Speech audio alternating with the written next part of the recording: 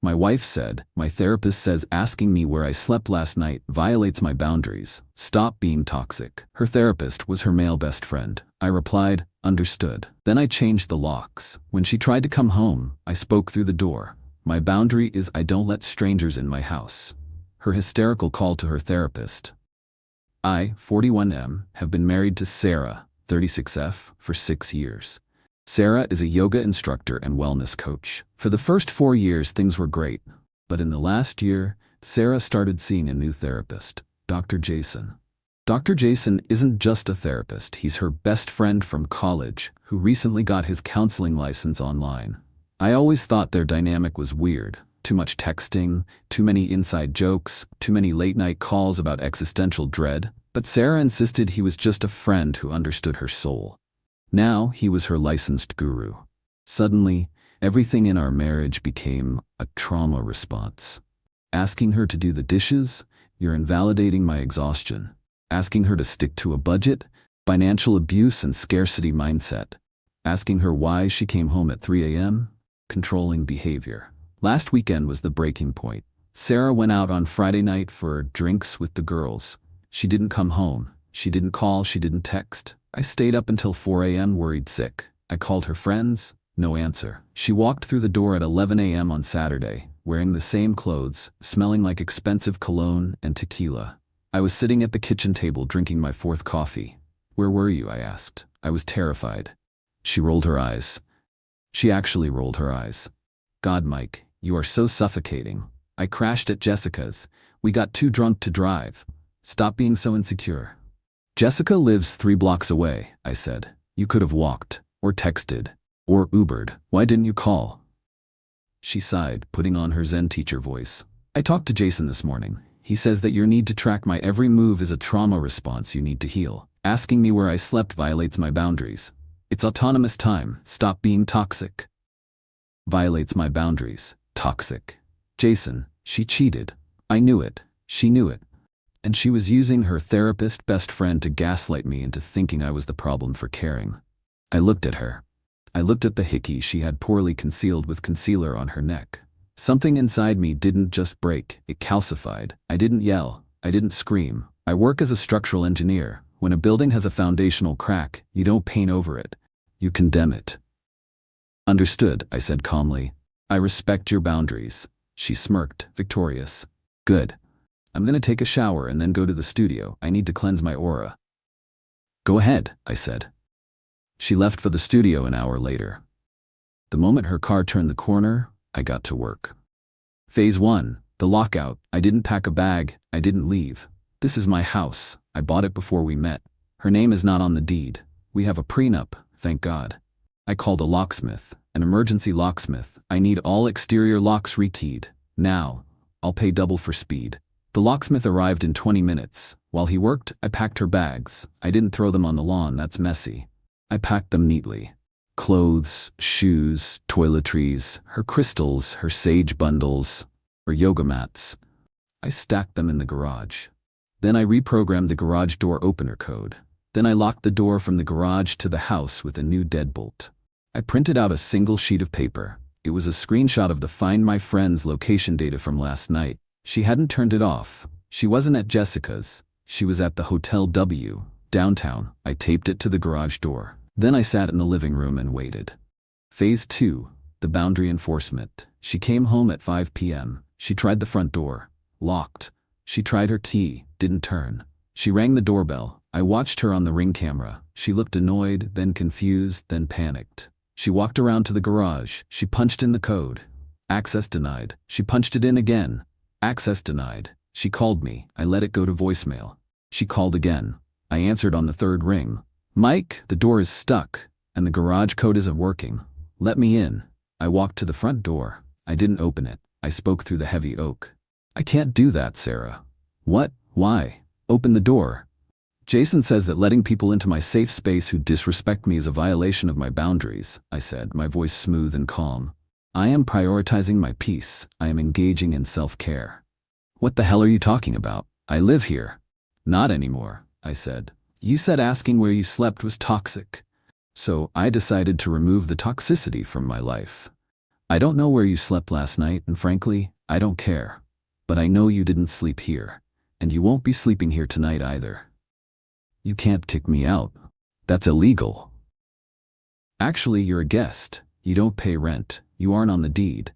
And since you abandoned the marital home last night for a hotel room, check the garage door for the receipt. I have revoked your guest privileges. My boundary is that I don't let strangers in my house, and since you won't tell me who you were with, you are a stranger. I'm calling the police. Go ahead. Tell them you cheated on your husband and he changed the locks. I'm sure they'll rush right over. She started screaming. She kicked the door. I'm calling Jason. He will tell you how insane you are being. Please do, I said. Put him on speaker. I'd love to hear his professional opinion. Phase 3, the therapist call. She actually did it. She dialed her therapist on a Saturday evening. To my surprise, Jason answered immediately. Sarah? Babe? Is everything okay? Babe, interesting professional terminology. He locked me out, Sarah shrieked. He changed the locks. He's abusing me. He's weaponizing my safety. I spoke loudly through the door. Hello, Jason. This is Mike, the toxic husband. Mike, Jason's voice was condescendingly smooth. Locking your wife out is a very aggressive act. It signals a deep need for control. You are creating an unsafe environment. We need to de-escalate. Actually, Jason, I said, I'm establishing a boundary. You told Sarah that asking about her whereabouts is toxic. I accepted that. But I have a boundary too. I don't share my home with adulterers. Sarah spent the night at the W Hotel. I have the GPS data. Since she values autonomy so much, I am giving her 100% autonomy. She is free to go wherever she wants, just not here. Silence on the line. Sarah, Jason said, his voice dropping the therapist act. Did he see the location? I forgot to turn it off. Sarah sobbed. Dr. Jason, I interrupted. You charged our joint account $250 a session to teach my wife how to gaslight me while you two played house. I consider that a poor investment. I'm cutting off the funding. Sarah is now responsible for her own therapy bills and her own housing. Maybe she can crash at your place? Since you're such good friends. Mike, you're misunderstanding the therapeutic dynamic. Jason tried to pivot. We should schedule a session. No thanks, I said. I'm processing it just fine. My process involves a divorce lawyer and a cold beer. Goodbye. I walked away from the door. Sarah was still screaming at Jason on the phone. You said he wouldn't check. You said he was too stupid. Update 1, Sarah didn't leave. She tried to break in through the back window. I had already installed security bars on the ground floor windows last year. I'm an engineer, remember? Security is key. She threw a patio chair at the sliding glass door. It bounced off. Impact-resistant glass. She sat on the lawn and cried. She called her mom. She called her friends. Her mom called me. Michael, let her in. She's sorry. She's not sorry she did it, Sharon. She's sorry she got caught. She can come live with you. I don't have the space. Sounds like a you problem. The police finally arrived. Sarah had called them, claiming illegal eviction. I met the officer at the door. I had my deed, my marriage license, and the GPS screenshot in a folder. Officer, I said. She cheated. I filed for divorce electronically an hour ago. She is not on the deed. She has no lease. Here are her bags in the garage. I opened the garage. Her bags were stacked neatly. I haven't denied her property. I've just denied her entry. The officer looked at the bags. He looked at Sarah, who was hysterical.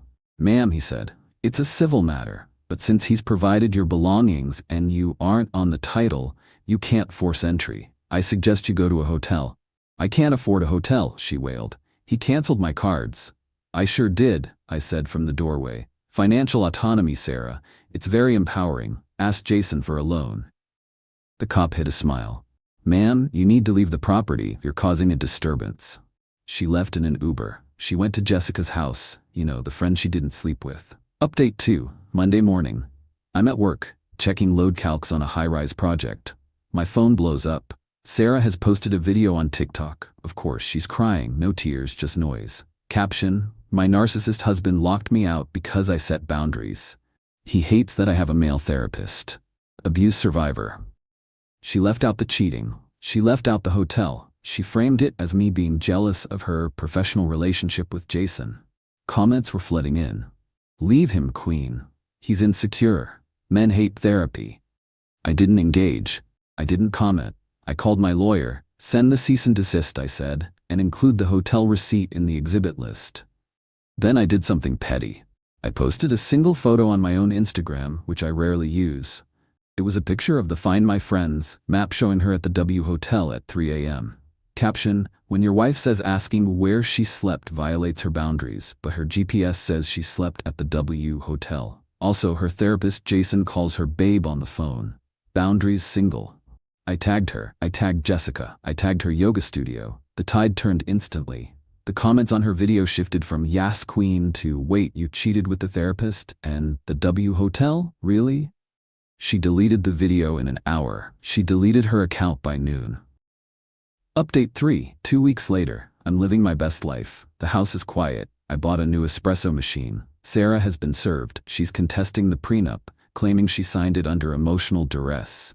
My lawyer is laughing. Emotional duress? She brought her own lawyer to the signing. She showed up at my office. She couldn't get past security, so she waited in the lobby. I walked out at 5 p.m. She looked diminished. No yoga glow. She looked tired. "Mike," she said, standing up. "Can we talk? Just 5 minutes." "I'm billing my time at $200 an hour," I said. "Can you afford 5 minutes?" "Stop it," she pleaded. "I miss you. I miss us."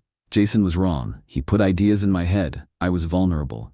"You're blaming the therapist for your affair?" I asked. That's a new level of deflection. "Did Jason prescribe sleeping with him at the W Hotel?"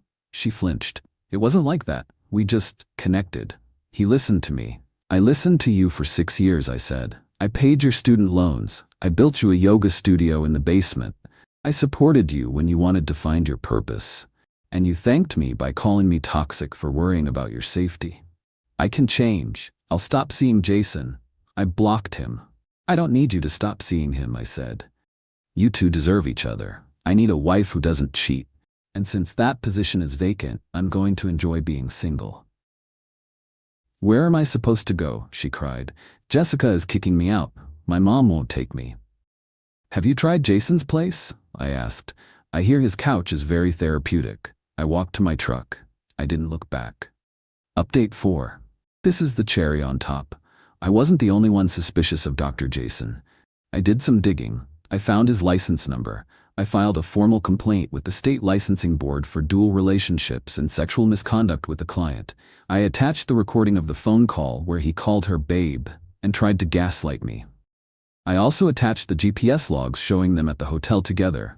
Sarah had let slip on the phone that he said he wouldn't check, implying Jason was involved in the cover-up.